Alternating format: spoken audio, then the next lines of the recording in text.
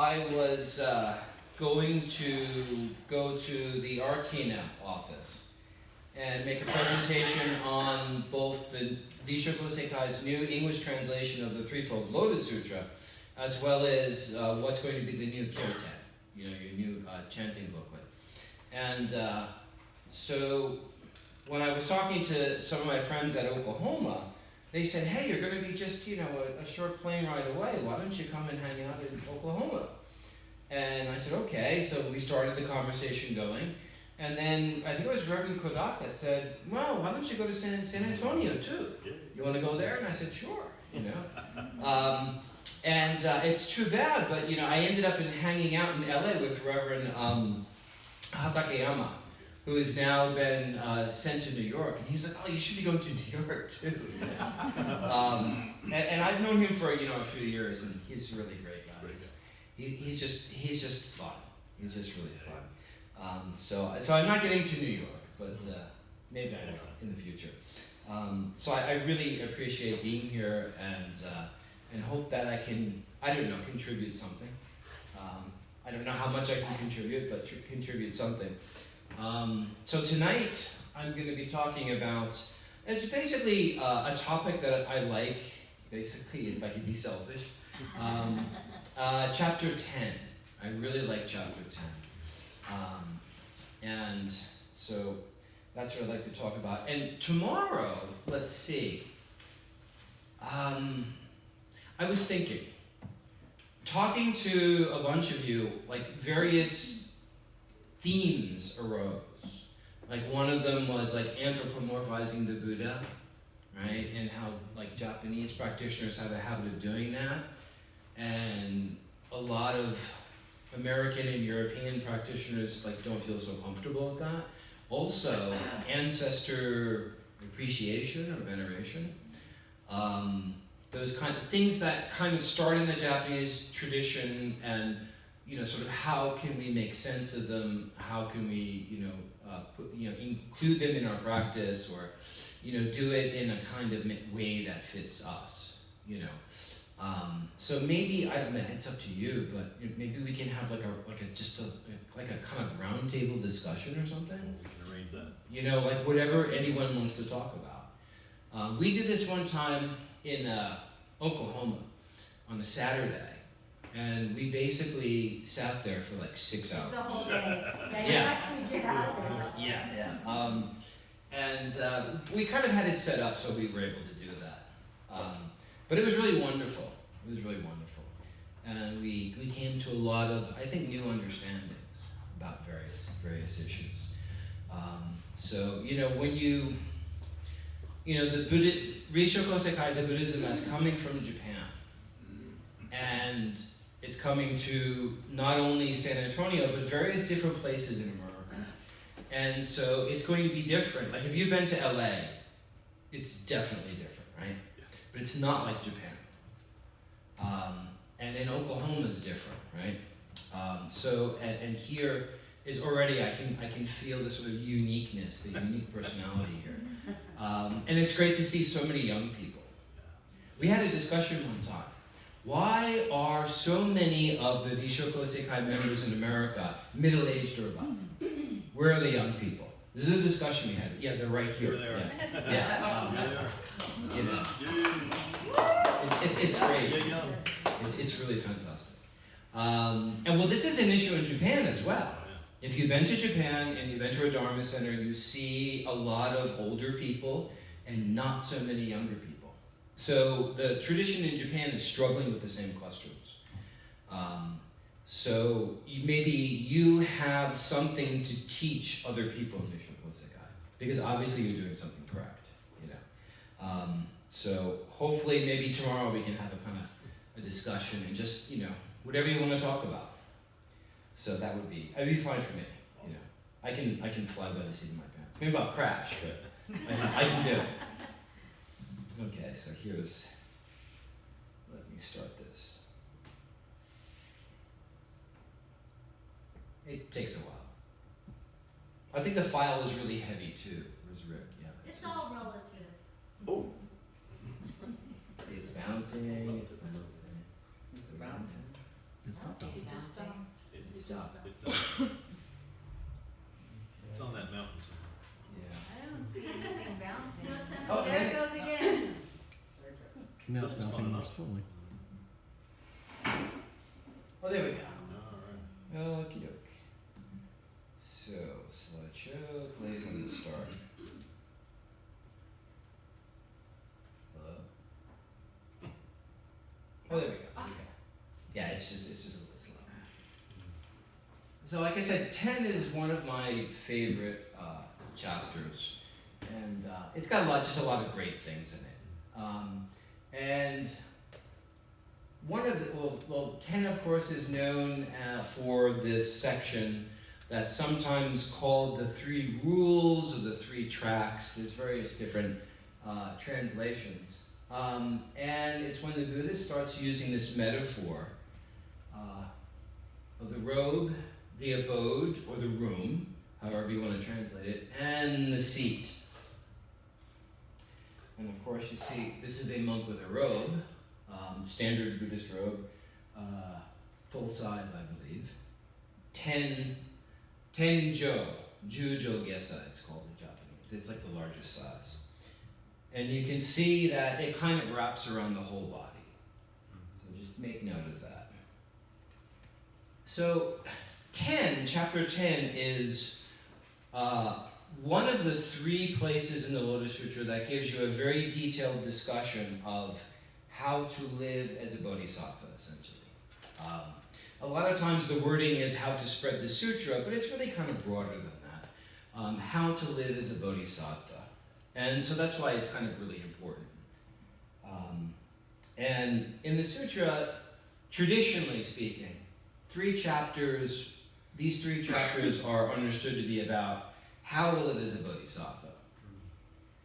And one of the ways that this was looked at was in basically ascending order of difficulty.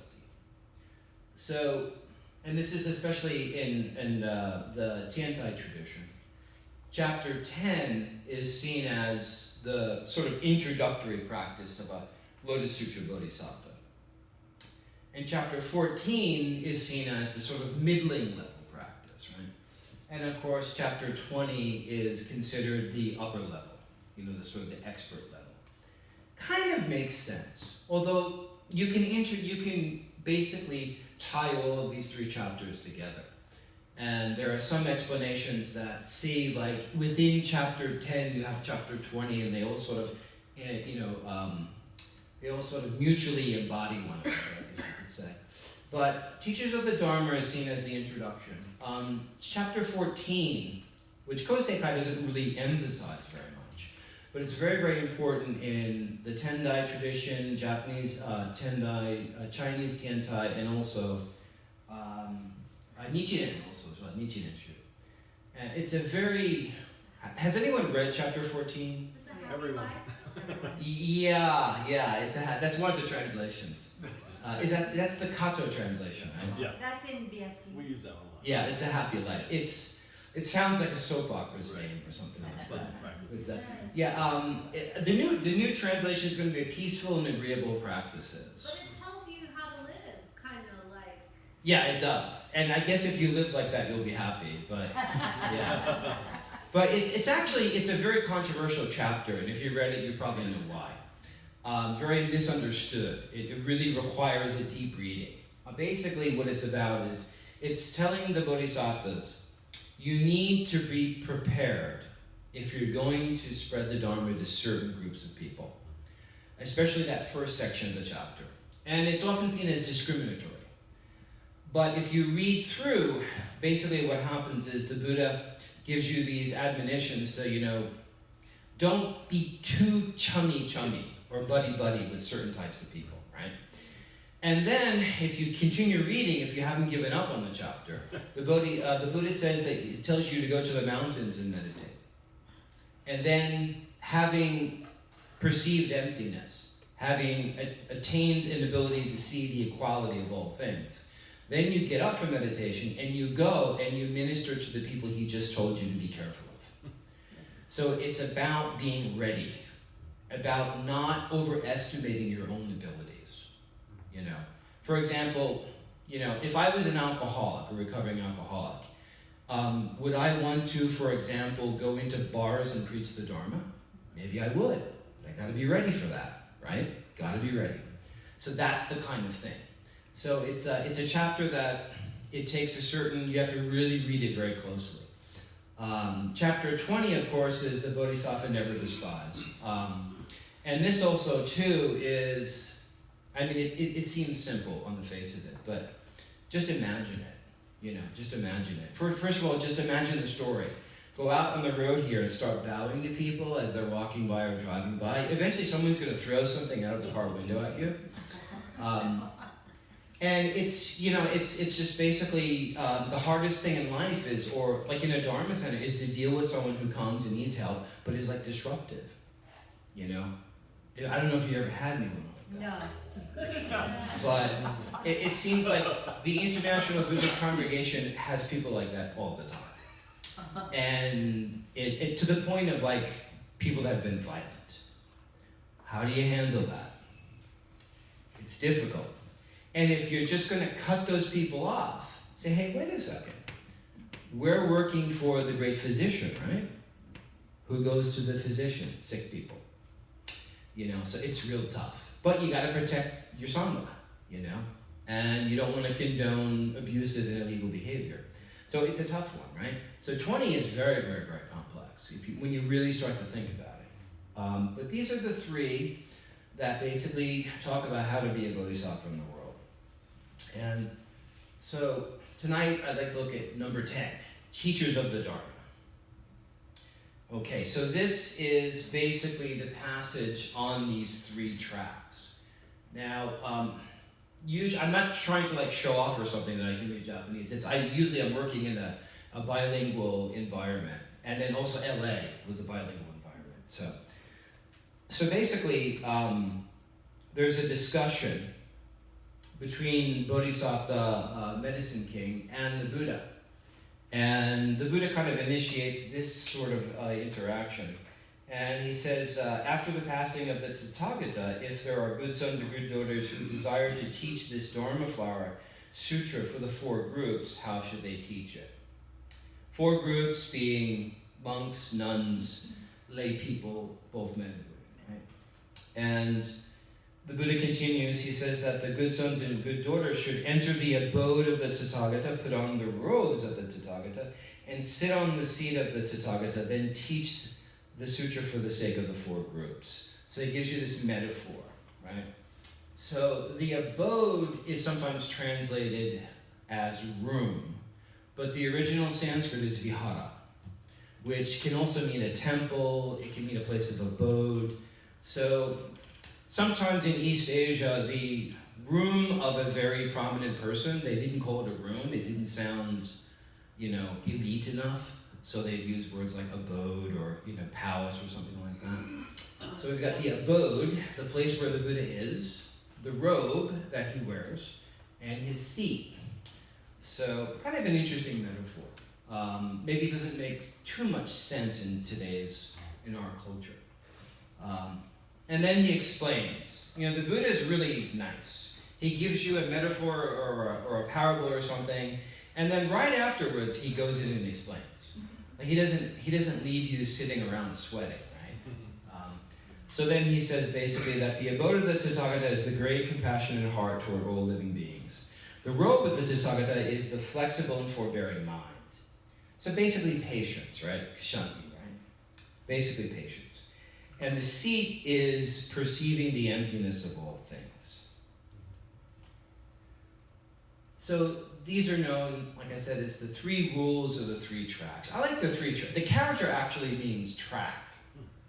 But some people call it the three rules, but rule sounds like, it's like you're in school and Miss Crabtree is like, laying down the law to you, So I kind of like, I try to avoid that.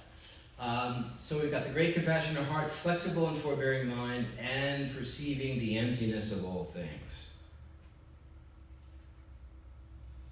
So what does it mean? What do these mean? I think this is especially important because this passage is in the Kyoten, right? So you chant it very often.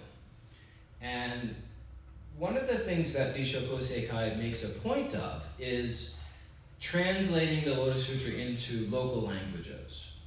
Now, not every Buddhist group does this.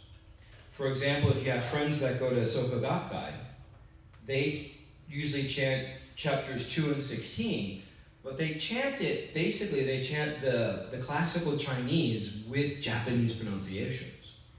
And, you know, unless you can read classical Chinese, you don't understand what it's saying. And even if you're a modern Chinese speaker, the language has changed and the meanings of characters have changed. So you don't necessarily understand what you're reading. So Rissho Kosei-kai, from its very beginning, used a Japanese version of the sutra because the idea was people should understand what they're chanting. And what it does is, in the words of founder Nikkyo Niuno, it kind of etches the sutra on your heart. And he emphasized understanding. And it's one of the reasons that it's said that he started Rissho Kosei-kai. Because originally, he and the co-founder, Myoko Naganuma, were members of a group called Deiukai. And in Deiukai, they started a study group, and it included those two and some other people. And at a certain point, they were told to stop studying the sutra. You know, you don't need to do all this kind of intellectual stuff. Just chant it, right? And so Deiukai at the time was using the sutra in a kind of a talismanic way, as a kind of mantra or something. And, you know, Niuno Nikkyo said that, no, this is important, we should understand this. We should understand what we're chanting. It was one of the reasons that they formed Rissho Kosei-kai. And they've always used these Japanese versions of the sutra. And then Rissho Kosei-kai was instrumental in translating the Lotus Sutra into English and other languages. So understanding is important, not just, you know, ritual practice. So Founder Niuno wanted people to understand what they chanted. So first, let's take a look at the great compassionate heart. In compassion, oftentimes in the Japanese tradition, is it's this two-character combination, ji-hi. And what happens in East Asian Buddhism is anything that has a two-character combination, they split it in half, and they will have a two-part interpretation. It's very, very, very common. And sometimes these words in the original Sanskrit were only one word. But for some reason, they got translated into two-character combinations in Chinese. And then the Chinese commentators took it to new places in their interpretations because they could do things in their interpretations that the original Sanskritists couldn't. So when the text goes into Chinese, it changes, which I'm fine with. You know, it changes with the times, for the culture, for the people that are getting it. So the two characters, ji and he. Ji usually is seen as maitri or metta, kind of a loving kindness, wishing others to be happy. And if you're familiar with the 4 immeasurable minds, this is the first one of them. You want people to be happy, and that's very much part of the mindset of the Bodhisattva. He is often seen as karuna, or compassion or empathy, to want others or help others to be free from suffering. So it's very much, there's a lot of meditations in various traditions on this. You practice, you know, visualizing, you're giving a person happiness and then you're taking away their suffering. So this is the sort of standard East Asian interpretation. So it takes compassion, you know, and sort of breaks it into 2 parts. You know, wanting others to be happy or helping them to be happy, and then helping them to be free from suffering. And it's, of course, great compassion, because the Buddhist compassion is, you know, sort of, you know, well beyond other types of compassion, in intensity, I guess you could say. So here's the metaphor. So the passion, the compassion of the Buddha in general is thought to surround us. We're kind of it's like fish in water, right? And in Kosei-kai and in the Lotus Sutra tradition, all phenomena, everything in the world that you come across is understood as the Buddha's skillful means reaching out to you. Sometimes in Kosei-kai language, everything is giving you a message of the Buddha. And this is how the universe is sort of perceived, or it's one of the ideas you put in your head so you can see the universe in a positive way. So if we're surrounded by everything ministering to us from the Buddha, it's like the Buddha is like a room, and we're inside. We're surrounded by the Buddha's compassion. Later on in the Buddhist tradition, this metaphor of the room gets expanded and it's considered a womb. So you have in Tantra Buddhism, you have a mandala called the womb realm mandala. And the idea is you're like a fetus and you're surrounded by the Buddha's compassion, and the Buddha is developing you into a full-fledged human being, which is essentially a Buddha. So this is a really, really important metaphor. And so everything is skillful means, or hoben, reaching out to bring you towards Buddhahood. So that's why it's the room, because you're completely enveloped in it. And then we have forbearance and patience, the road, right? So this is a quote from founder Niueno. And he talks about patience or forbearance. And he says, it's, simply put, it's tolerance, which in essence means not becoming angry. As we advance in our cultivation of Bodhisattva practice, we cease being angry or resentful towards not only people, but also towards any phenomena or situation. I think we talked earlier today about being stuck in traffic and getting angry at the person in front of us, or getting angry at the mist, right? And we do that. We get angry at things that just have, they don't have a kind of intention to hurt us, right? We get angry at phenomena. Was that the Apple commercial, the old one where they hit the computer with the sledgehammer? Yeah. It's like the Apple computer, right? Yeah. And we get angry at the computer as if it's a person that is out to get us. And that's ridiculous. But we do it anyway. And because again, we tend to personify things. That's how we see the world. So anger, giving up anger, not being angry against people as well as things. So that's a pretty easy definition to get down, right? But it's a little bit more complicated. A lot of times, when we think of patience, we think of biting the bullet, of gritting our teeth, right? And maybe that's not what Founder Niueno was talking about. Think about it. When you suppress your feelings, you're trying to be patient and you're suppressing your feelings or emotions, what eventually happens? You blow up. You blow up. It's like making a pressure cooker, right? So this is basically what Founder Niueno says. He says, if you're biting the bullet and you're sort of suppressing this anger and resentment that you might have towards the world or towards other people, well, in a provisional level, it's okay, I guess, because it's better than hauling off and belting someone, right? But eventually, holding in negative emotions, it makes you sick. Have any of you ever heard the lectures or read anything by Gabor Mate? He's a Canadian physician, and he works on addiction as well as end-of-life care, and especially cancer care.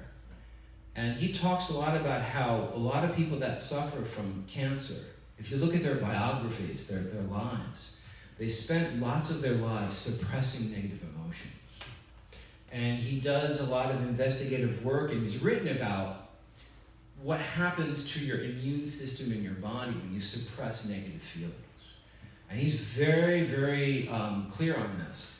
Buddhist patience is not pushing it down, And basically, it's letting go. it's letting go. And that's really what Founder Nirvana was saying here. It's letting go. Have any of you read any Thich Nhat Hanh on patience? Okay.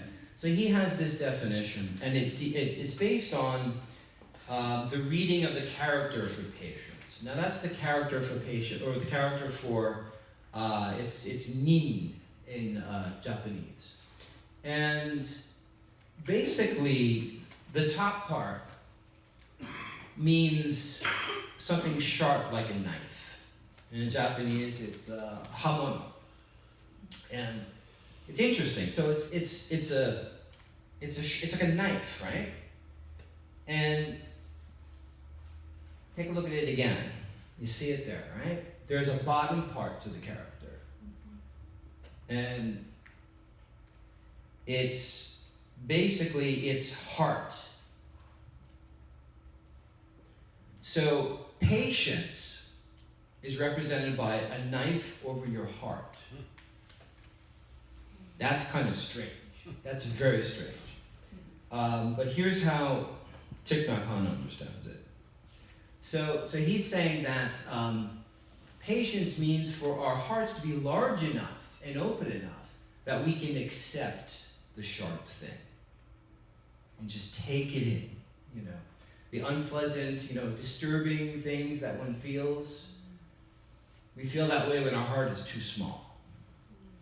So he envisions that patience is, you take that heart that's represented by the bottom of the character, and it just becomes so big that it can accept everything. So I imagine it's something like that. The other way I imagine patience, and this is not maybe totally appropriate, but you've heard about the Fukushima nuclear disaster, right? There's a lot of radiologically contaminated water flowing into the oceans off of the coast of Fukushima. But if you get a little ways away, it's not so bad. And if you get to the west coast, basically, you know, the fish are safe, right? So it's unfortunate that we have this contamination going into the water near Fukushima, but it takes a lot to contaminate the entire ocean. The ocean has this ability to sort of absorb things. Now, the human species may be pushing the limits of that, but as a metaphor, think about it. One drop going into the ocean is just diluted by zillions of times, right?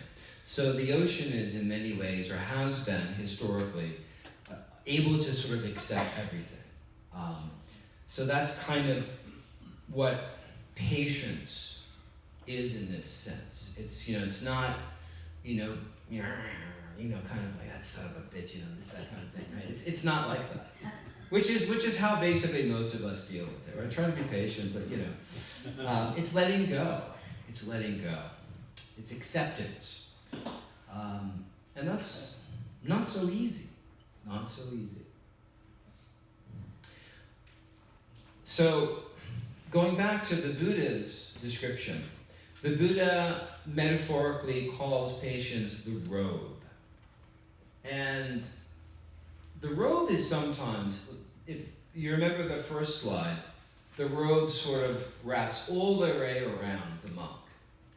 And so it's talked about in it, the robe is sometimes compared to like armor, like a suit of armor. And it protects you from the outside. And in Buddhism, in traditional Buddhism, there's a lot of like folk tales about beads and robes and things like that. And so these are, you know, we might say they have a metaphorical meaning that's powerful, right? They, you know, to wear the robe is, it alludes to living the Buddhist lifestyle, essentially. But pre-modern people used to concretize everything, or lots of things. And so people thought that the robe had a power in and of itself. If you're familiar with some of the monk Dogen's writings, he writes about the robe. And he talks about the merits of the robe.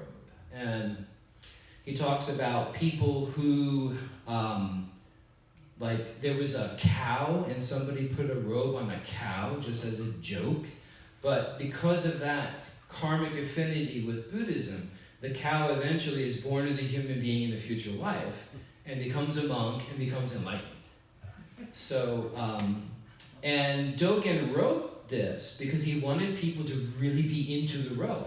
He wanted to make being a Buddhist monk very attractive. It's almost like a kind of PR, you know? So people really believe this. And if you go to, you might see this at maybe either the Thai temple or the Vietnamese temple.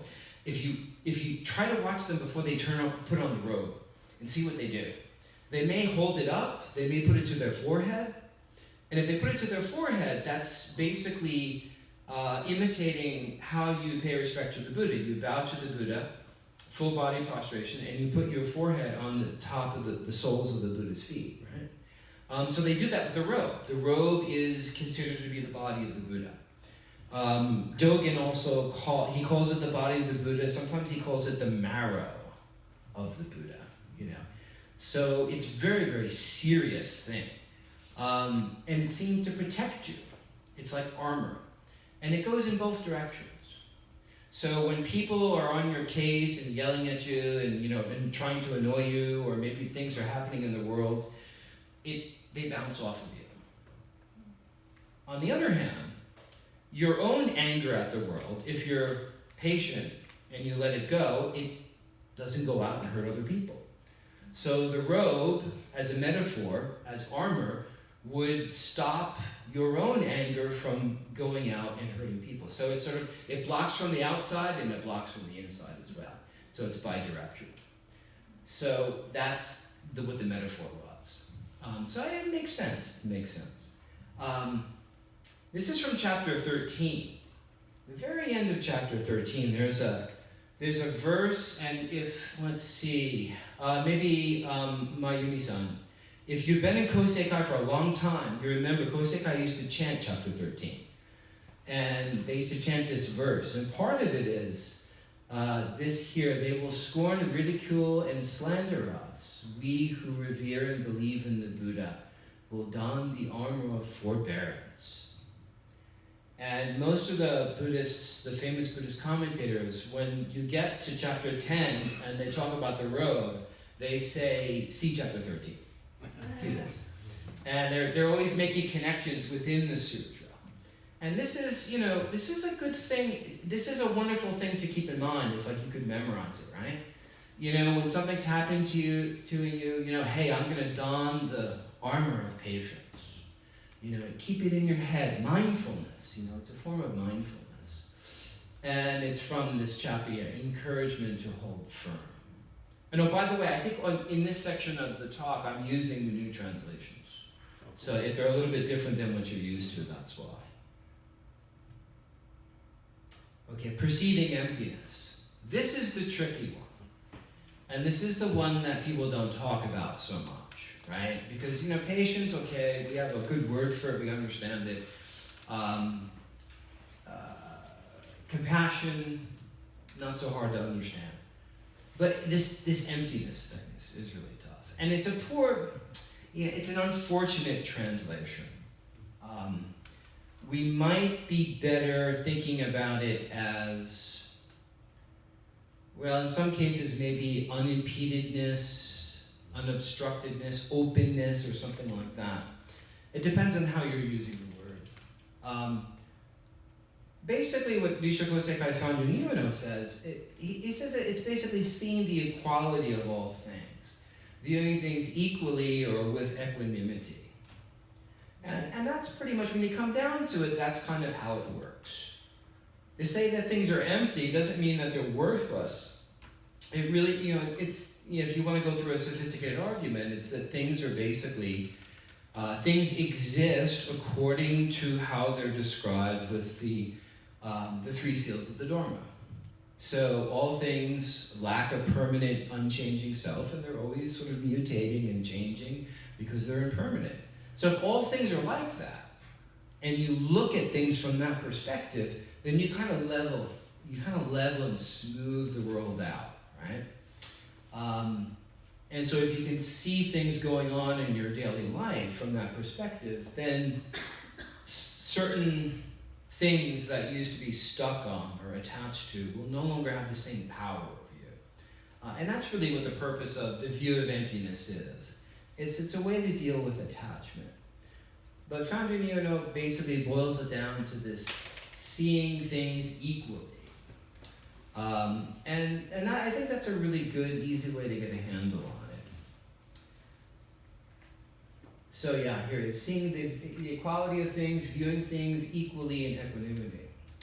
And basically, we can get there by stop making these self-centered, egotistical distinctions between what is good and bad. And earlier we talked about this idea of discrimination, arbitrary discrimination, and usually from a self-centered viewpoint.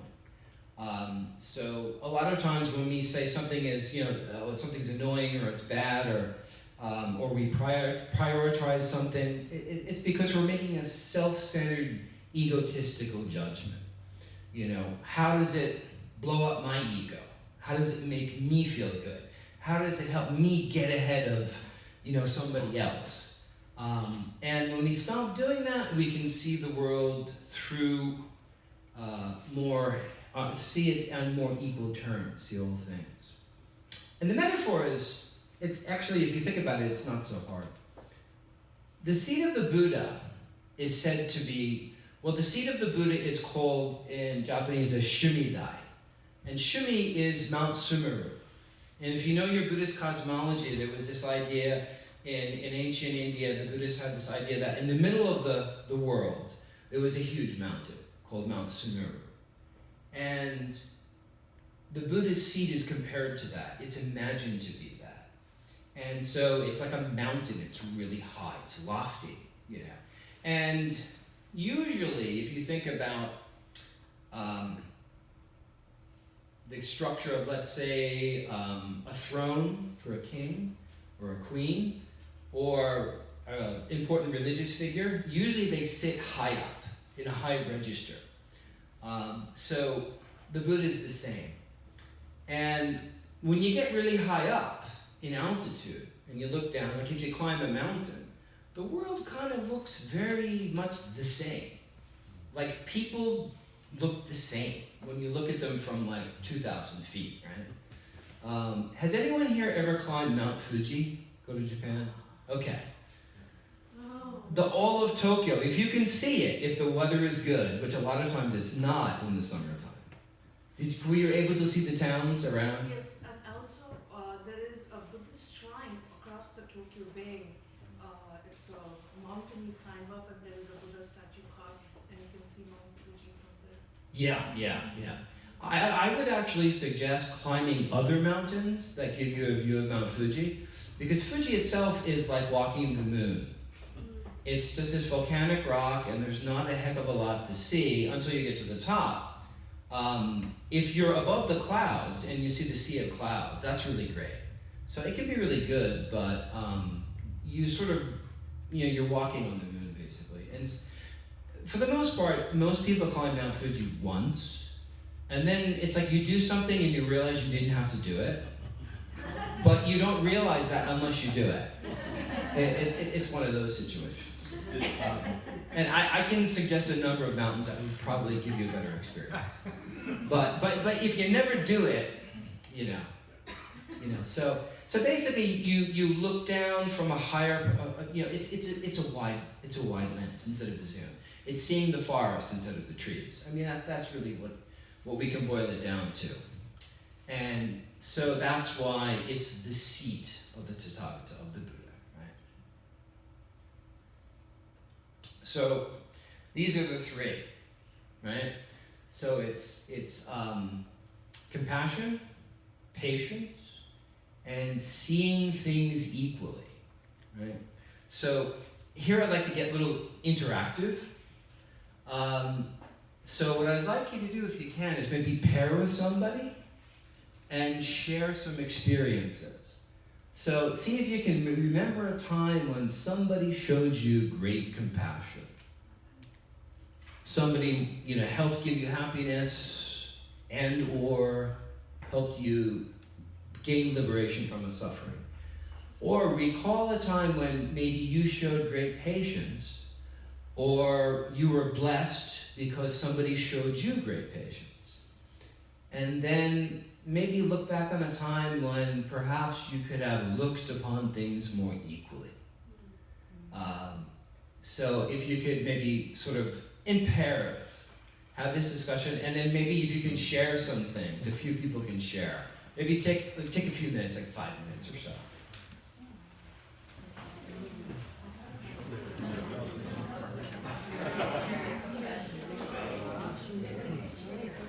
Well, I can't talk to you. I can't do it quiet.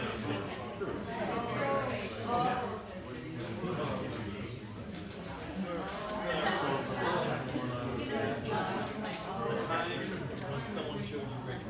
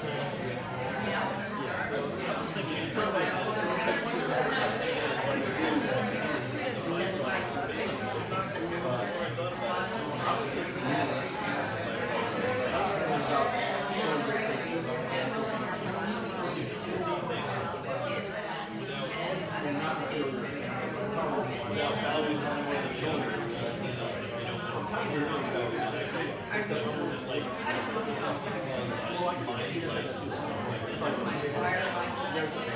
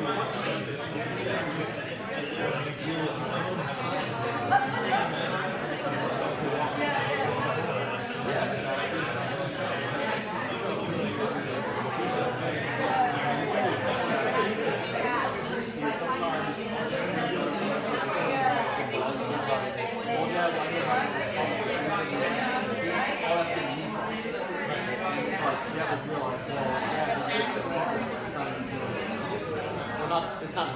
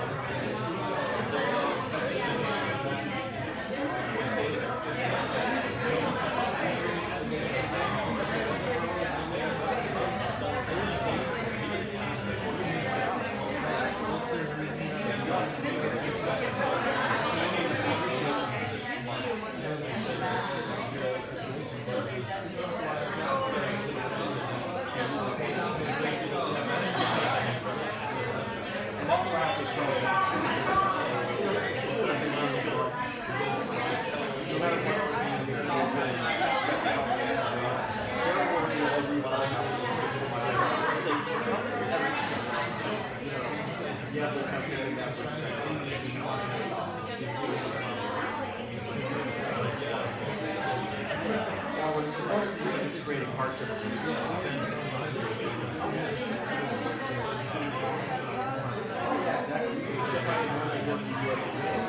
when you have to especially if it's my work is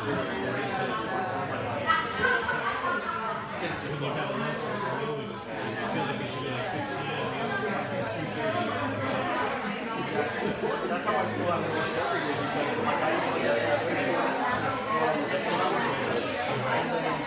I go back to work, it's like I feel like after an hour, like, is this six yet? And it's 3 hours.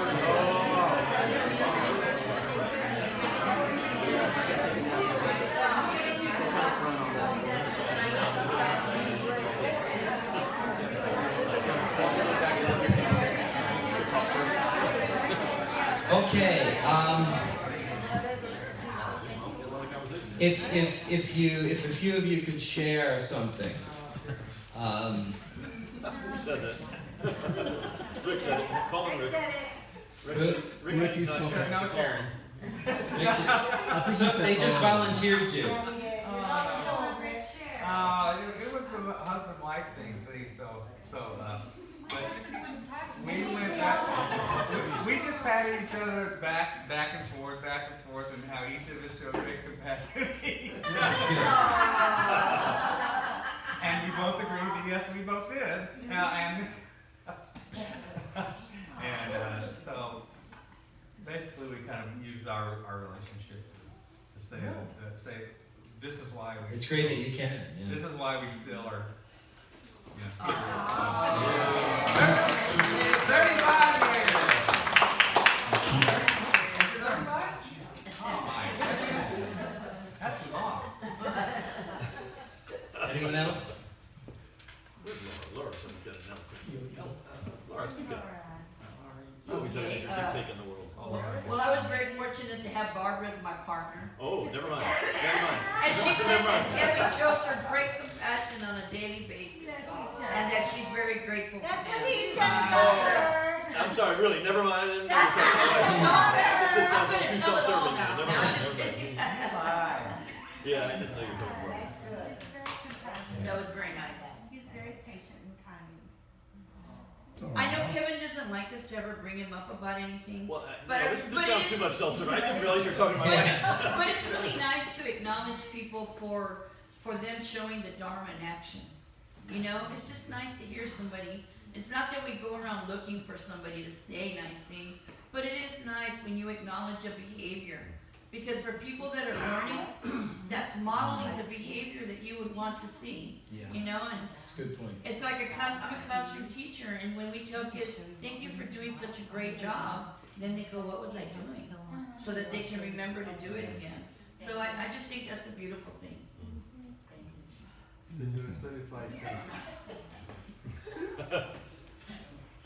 I would say, I wanted to just share that Don and I talked about how, initially, I think we're talking about how patience gives rise to equanimity, but then I think we eventually came to the conclusion that equanimity gives rise to patience.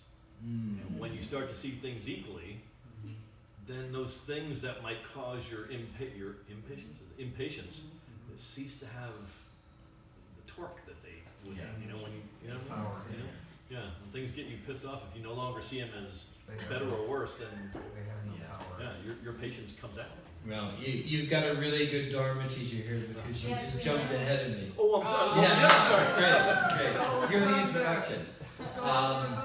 No, that's really how it works. That's really how it works. And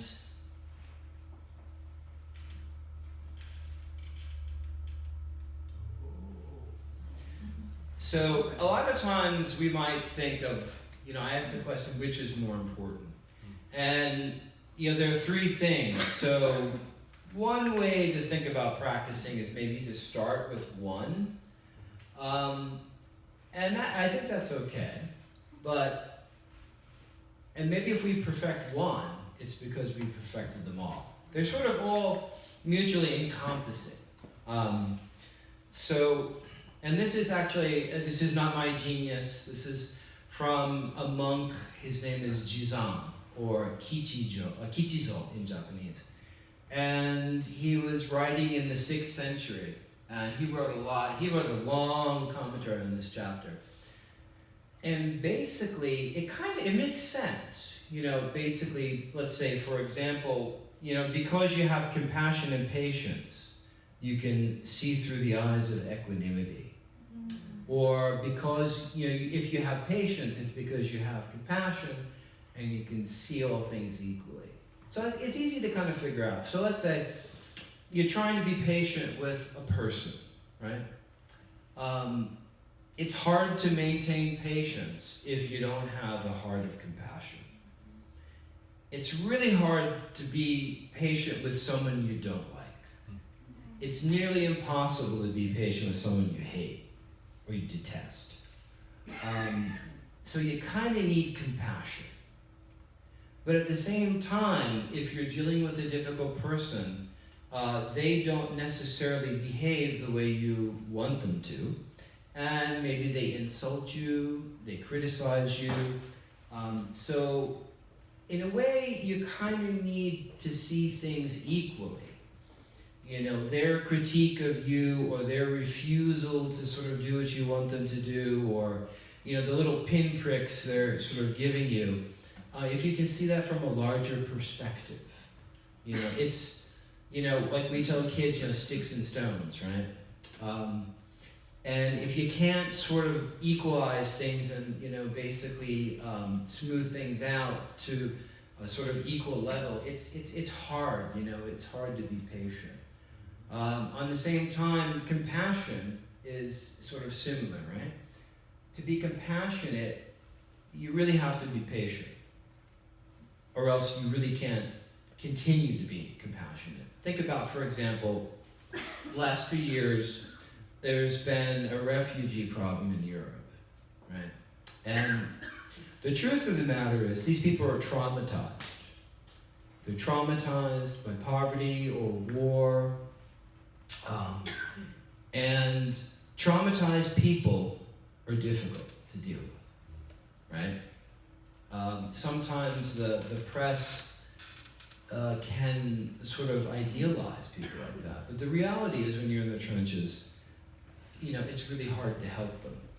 So what you need a lot of patience, and again, you need to see things equally, or else you can't really continue to be compassionate. So in a way, all of these are sort of, it's basically Buddha action. And these three are all sort of what makes that up. You know, three sides of the same thing, essentially.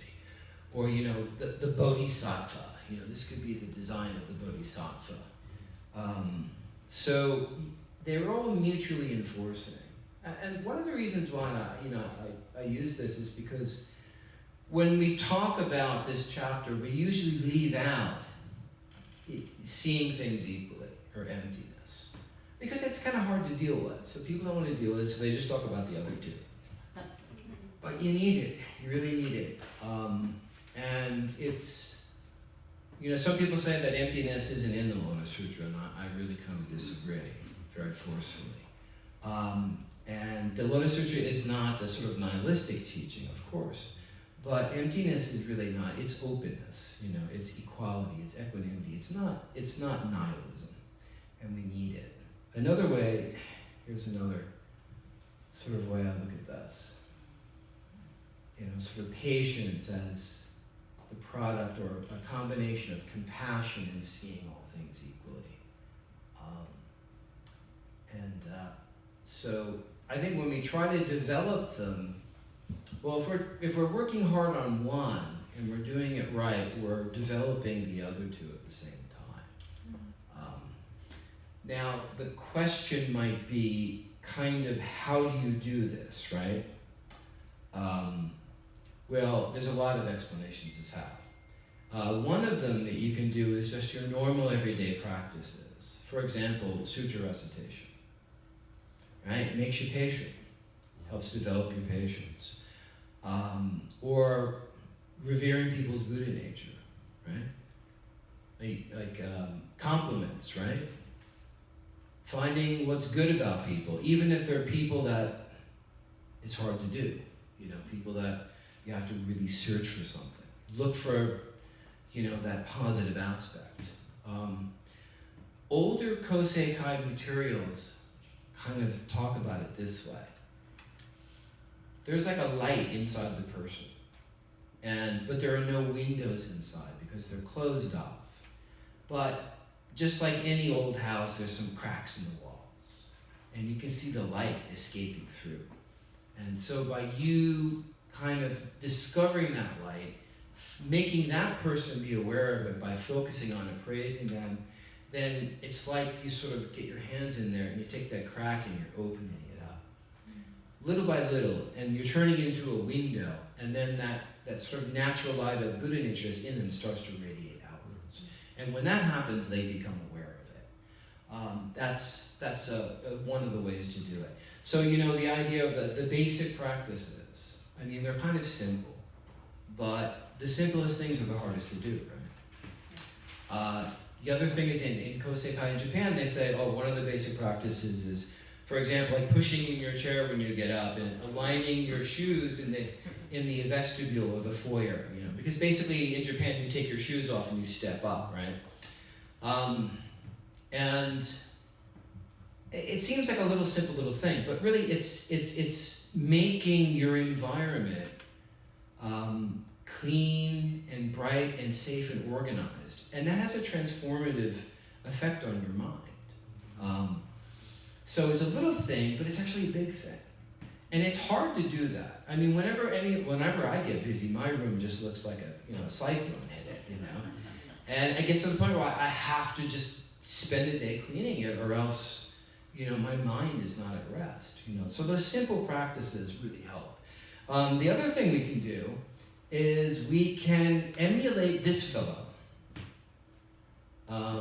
This is, well, let's see. Who do you think this is? The person on the right. Yeah, exactly. This is a carving from a temple in Tokyo. It's called Shibamata Taishakuten Temple. And if you come to Japan, you should go see this. It's a Nichiren temple, Nichiren Shu temple, and around the walls of the temple are carvings of the scenes of the Lotus Sutra. And it's, as you can see, this carving is very three-dimensional. It's really wonderful.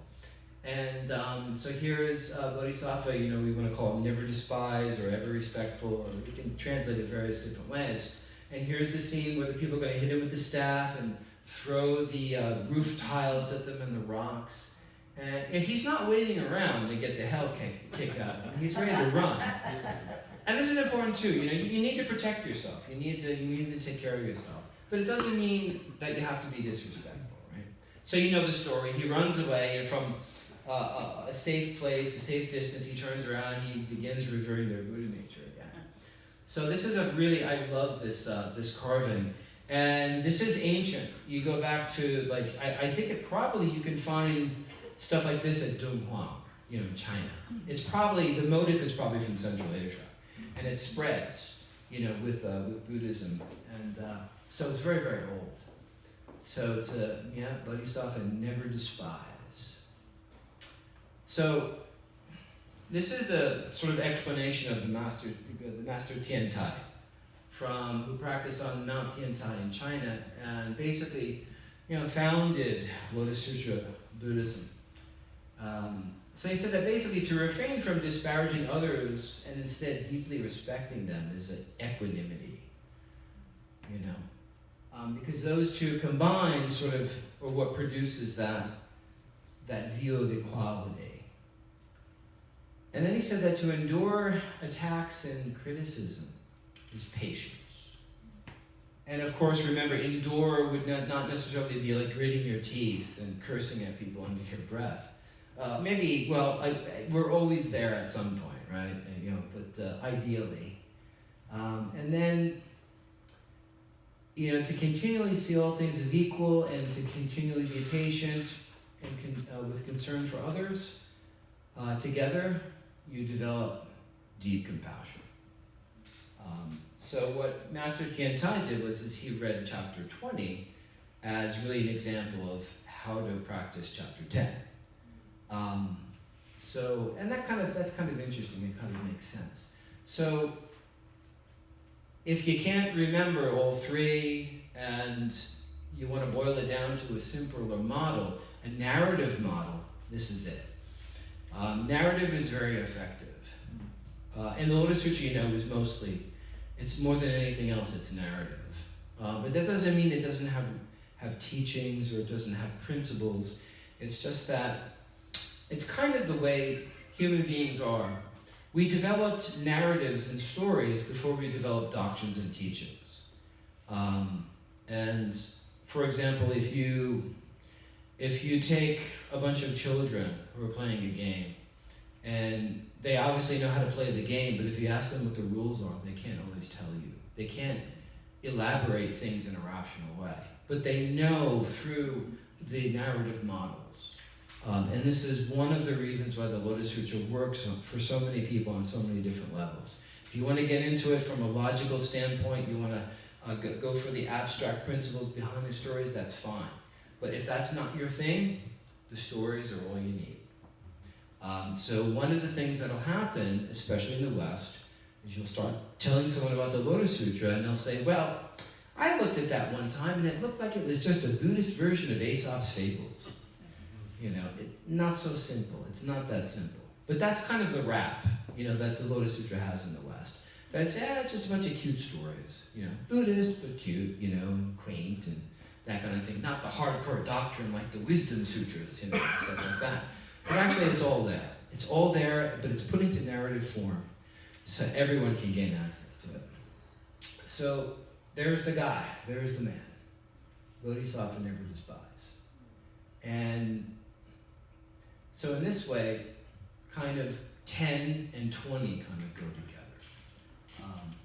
But again, like most things, easier said than done, right? But I hope this has been a little bit useful for you, and I hope maybe the next time if you are chanting chapter 10, and even though it's not chapter 20, maybe you can just imagine Bodhisattva never despise. That might mess up your chanting though when you're up here though. Because when your mind starts working, you're imagining the sutra, and then before you know it, you're skipping lines, and people are saying, you're on the wrong page. And well, we're chanting 10 and 20 tomorrow. So oh, perfect. They go together. I mean, that messes me up all the time when it starts like I see things in my mind and then I sort of mess up the chanting. Thanks I a lot. want to bring up, I never seen the image of Bodhisattva never despised. And all these years, I imagine him as this incredibly benign, good-hearted individual. But I see him raising something up in the air and about to strike No. That's not He's over there. those Oh. are the bad guys. Is Yeah. the bad guy. Okay, is it one with the right hand side? You can hardly see really. Yeah, sorry about that. He's getting ready to take off. He's already half out of the picture. Yeah, he's gonna hightail it out of It's good there. for you. How about Yeah, yeah. So, well, it's really interesting because Buddhism for today has Founder Niwan has a kind of imaginative reconstruction of the town, and it's like you would see these guys standing on the corner and these tough guys, and a woman that runs a sort of flop house, and she's like negotiating hard prices with the local merchants and stuff like that. He does a pretty interesting job, so it's you can imagine it. You can imagine who he is or what he looked like. Yeah. So I mean, it's a really pivotal, and it's actually much more. How can I say? The monk Jizang said that everything in this chapter, in chapter 20, works in reverse. And sometimes in Kosei-kai you have this idea of reverse enlightenment.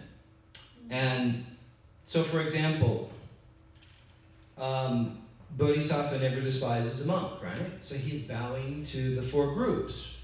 So it's other monks, nuns, lay women, and lay men.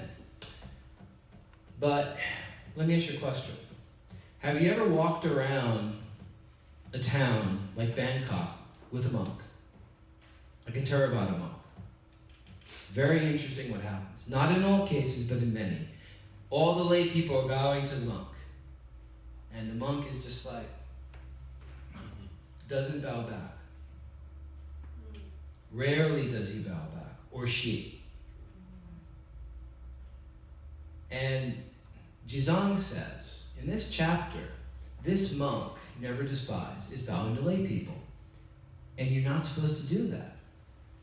In the Buddhist Vinaya, the monastic rules and the moral code for monks, it says, monks stand in the place of the Buddha. Therefore, lay people bow to the monk, and the monk does not bow back because you're in the place of the Buddha. But he's doing it. He's bowing back. So what happened is when somebody in ancient India got a copy of the Lotus Sutra and read it, like a monastic, and they hit this chapter, what's this about? This is one of the reasons why there are so many passages in the Lotus Sutra about, the Lotus Sutra practitioners made the sutra up, it's a spurious sutra, these people believe in a Dharma that's, not kosher and that kind of thing. It's because the Lotus Sutra is very transgressive. And this chapter has this. The other thing about this chapter is the people who eventually become his followers and are liberated by him, and then are with Shakyamuni on Eagle Peak, they don't go directly to enlightenment. It's not like go directly to enlightenment, don't pass go and don't collect your $500 or whatever it is. They go on a big detour, if you remember, to hell. And then they come back out the other side. So it's kind of like counterclockwise, right? And so even the people who were throwing things at him and trying to beat him up, by that karmic affinity, eventually they find their way into the path. So the moral of the story is like maybe you think you're not effective, or like maybe someone walks in here and they're like, whatever, and they walk out. It's not a failure, not necessarily. You planted the seed, There's a number of reasons why this is sort of backwards, the Lotus Sutra is very transgressive on this, a number of places.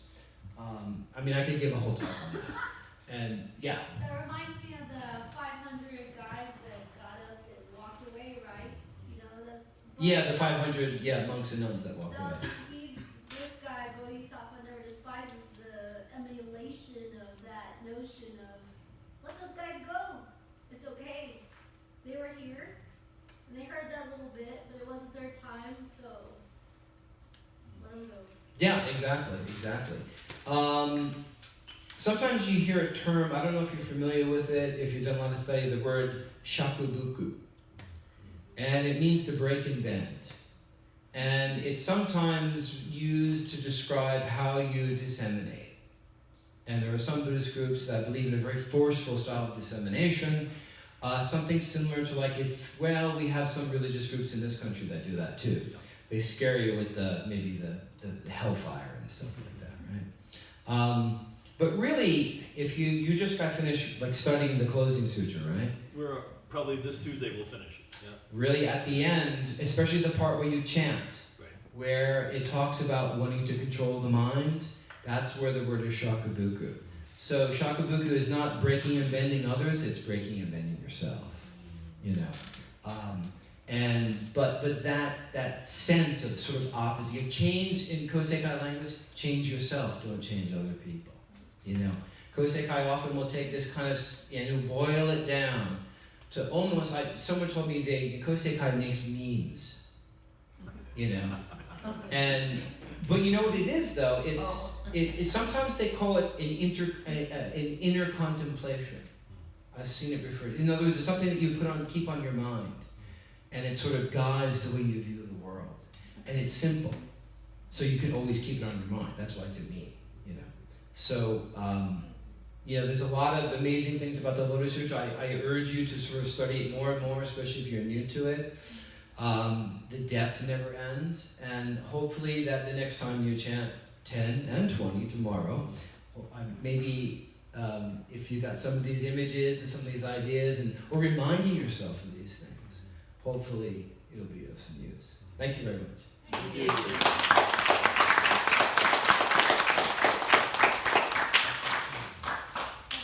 Do you have a taped lecture series, on YouTube or anything? No, I've never